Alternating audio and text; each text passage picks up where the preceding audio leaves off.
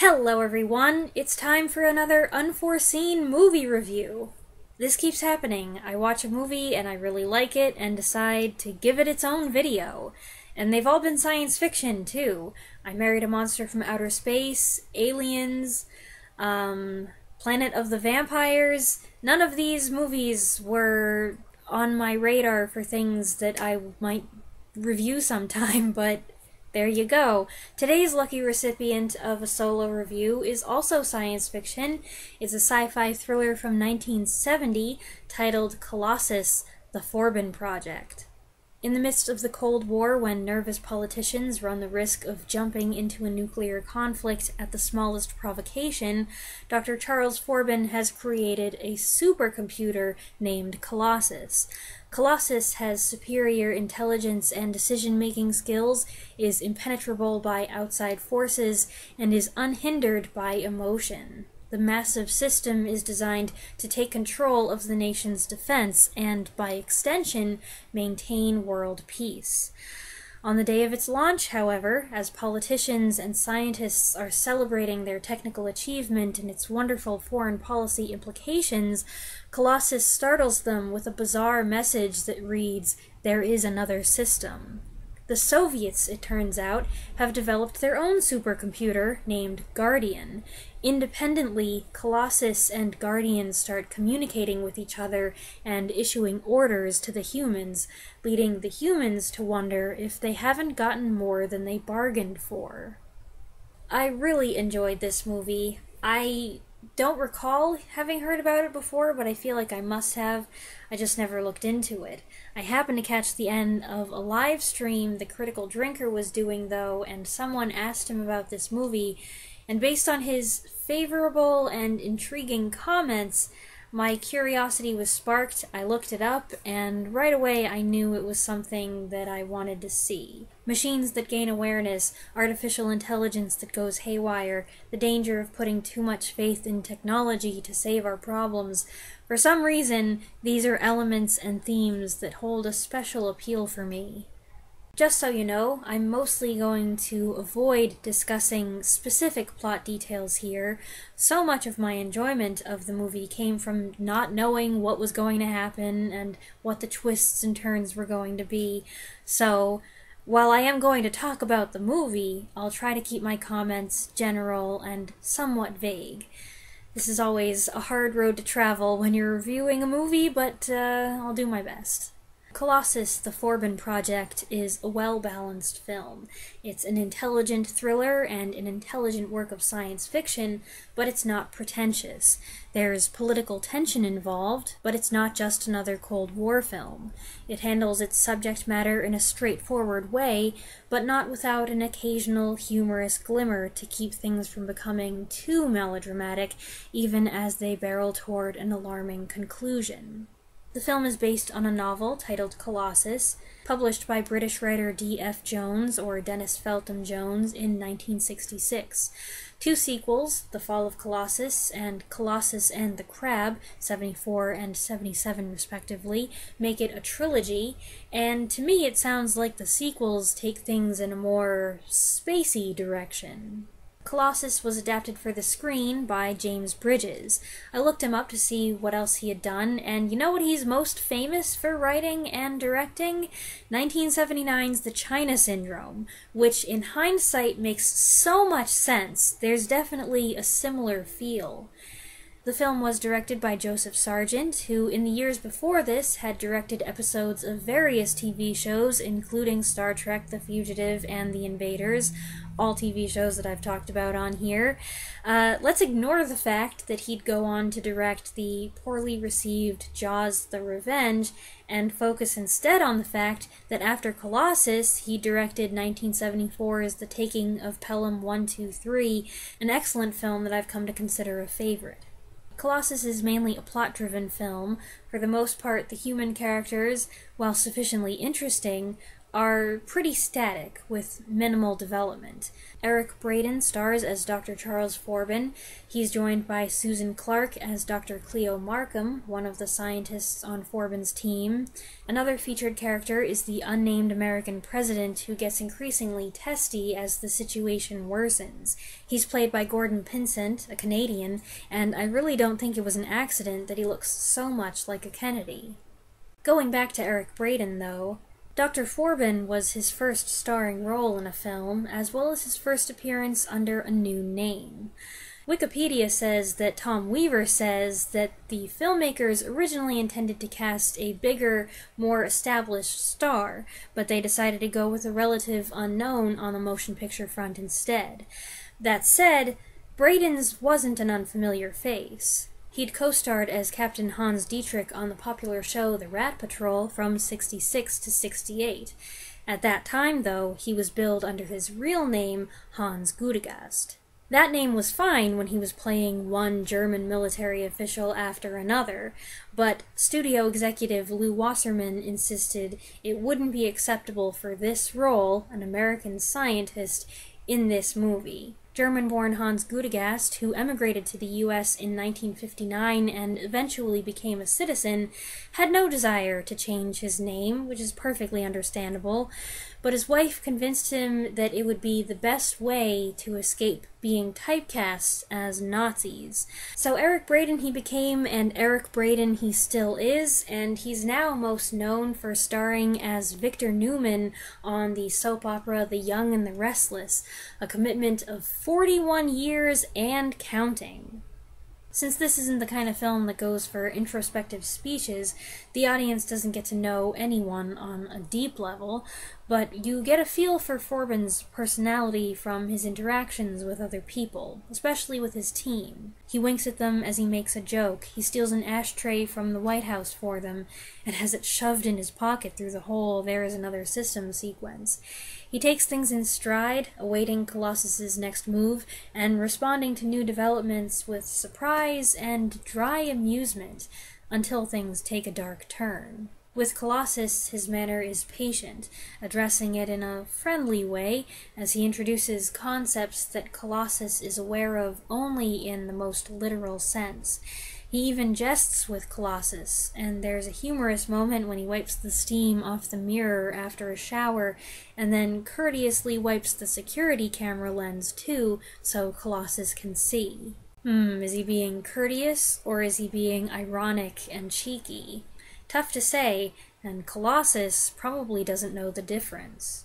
Light moments like these added to my enjoyment of the film. They kept the characters and dialogue from being too clinical, and served as a reminder that these scientists are still very much human beings who like to tease and have a good time.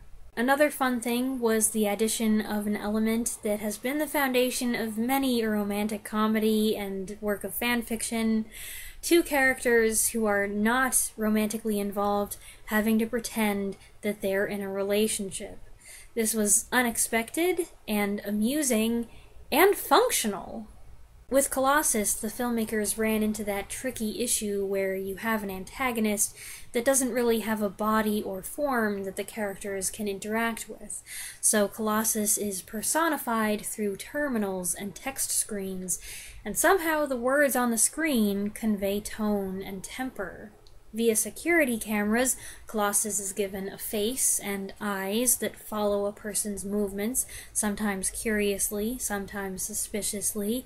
At times, Colossus comes across like a child, petulant, over-curious, bluntly asking uncomfortable questions, demanding its own way, demanding instant gratification.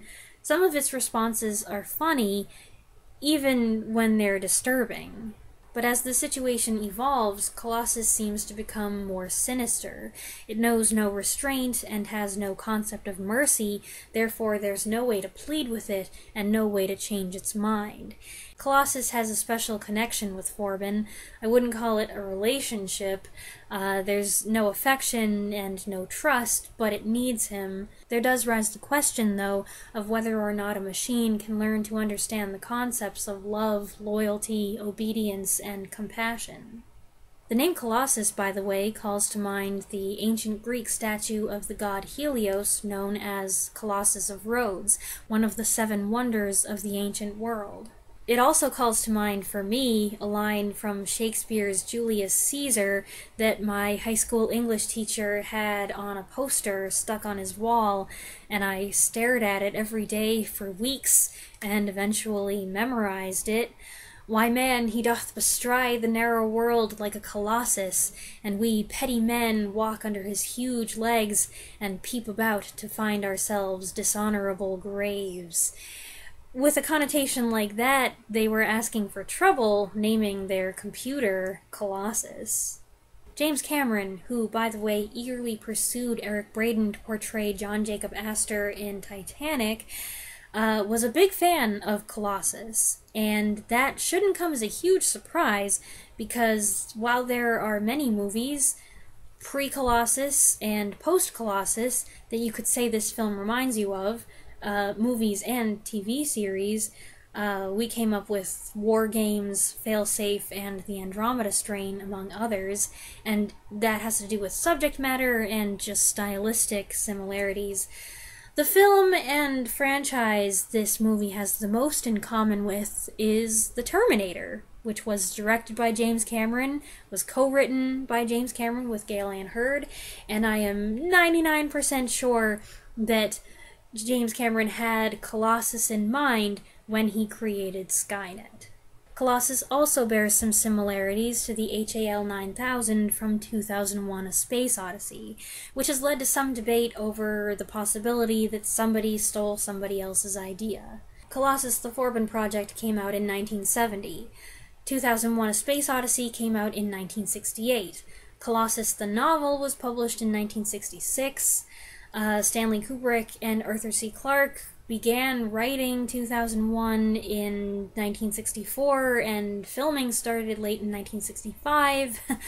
So, I don't know, it's inconclusive. I think the two computers and the scenarios are different enough that we don't have to say one is a ripoff of the other. And anyway, if you like this kind of thing, stories, science fiction stories with autonomous technological antagonists and artificial intelligence that gets a little too big for its britches, then what came first doesn't really matter. And I don't think that either of them came first. This idea has been around since, I don't know, the 1940s.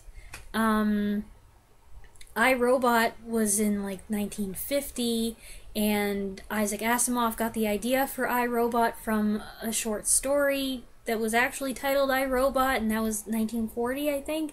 So, I don't think it matters, is the bottom line I'm trying to get to. HAL and Colossus have some things in common, but they also have their differences, so this is not an important argument.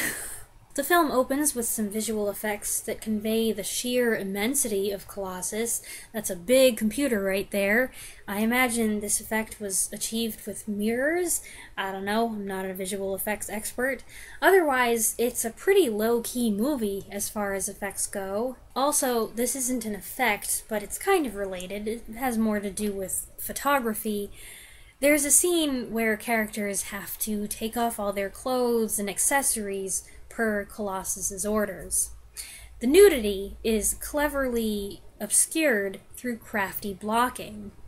And then, as the camera or the person starts to move and they have to maintain alignment, it's like, hey, hey, hey!